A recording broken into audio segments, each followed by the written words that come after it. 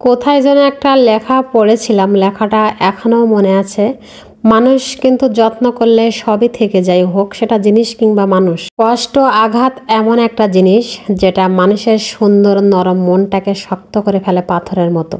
আবার ভালোবাসায় কিন্তু সেই সুন্দর মনটা মোমের মতো নরম করতে পারে। যে মনটা একবার নরম থেকে শক্ত হয়ে যায় তাকে কিন্তু আর কখনোই পুনরায় নরম জায়গাতে ফেরানো সম্ভব না। সুন্দর একটা সংসার কিন্তু তখনই সুখের রূপ নেয় যখন কিন্তু দুজনের মধ্যে প্রচেষ্টা থাকে যে সংসারটা সাজানোর। আর একতরফা বলতে পৃথিবীতে কোনো কিছু হয় না, একতরফার কোনো জিনিস হয় না, একতরফার কোনো জিনিসকে টিকানো সম্ভব হয় না। খুব একটা ভুল বললাম কি কিছু? তো আজকে সকালে বাড়িতে এমনিতে কোনো বাজার ছিল না, সেজন্য শাশুড়ি মাকে বলছিলাম যে একটু ক্ষেত থেকে একটা ওল তুলে আনতে।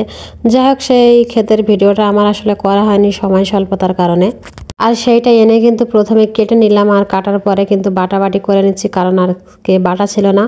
আর আমি কিন্তু প্রতিদিনই প্রায় একটু একটু করে বেটে নিই, কেন জানি মনে হয় যে প্রতিদিনই বেটে খাওয়া মশলার মানে স্বাদই আলাদা। তো বাটা শেষে রান্না যেহেতু করব সেই কারণে চুলাটাও প্রথমে ধরে নিচ্ছি।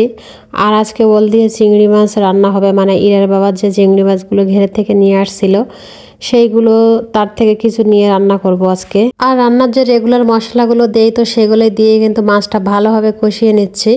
আর তারপরে ওলগুলো তার ভিতরে দিয়ে এবার ভালোভাবে কষিয়ে নেব। আর যাদের মনে হয় যে ওল একটু গাল চুলকায়, আপনারা একটা কাজ করতে পারেন, মানে সেইগুলা খালি লবণ দিয়ে একটু ভেজে নিয়ে তারপরে মশলাগুলো দিতে পারেন, তাহলে কিন্তু গালটা চুলকানোর সম্ভাবনা অনেকটাই কমে যাবে। তরকারিটা বসিয়ে দিয়ে ঝোল দিয়ে কিন্তু আমি এখন চলে আসলাম ঘরের ভেতরে আমার বিছানাগুলো ঠিক করতে।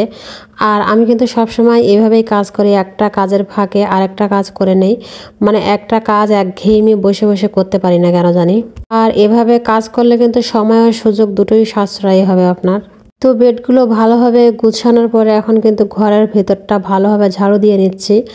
আর একটু বাইরে গেছিলাম, তার মধ্যে এসে দেখি ইরা তার শখের ব্যান্ডটা কেটে কুচি কুচি করে ফেলেছে। ওনাকে তো আসলে আর কিছু বলা যাবে না, আর বলার অপেক্ষাও রাখে না উনি। তো যাই হোক, দেখি তরকারিটা হয়ে গেছে, এখন নামিয়ে নিচ্ছি। আর কিছু কাপড় চাপড় ছিল একটু গরম পানি করতে দিয়ে যাচ্ছে, আর তার ফাঁকে কিন্তু এই যে বাসনগুলো ছিল সেগুলো মেজে নিচ্ছি।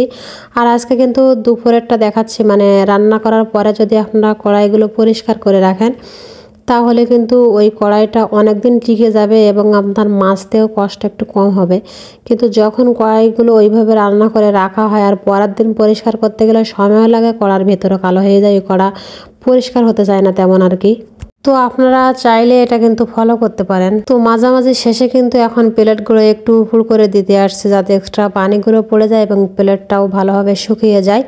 আর শুকনা প্লেটে কিন্তু সব সময় জীবাণু কম থাকে। যাই হোক, ওখান থেকে এসে কিন্তু পানিটা নামিয়ে নিলাম, গরম পানি ততক্ষণে হয়ে গেছে।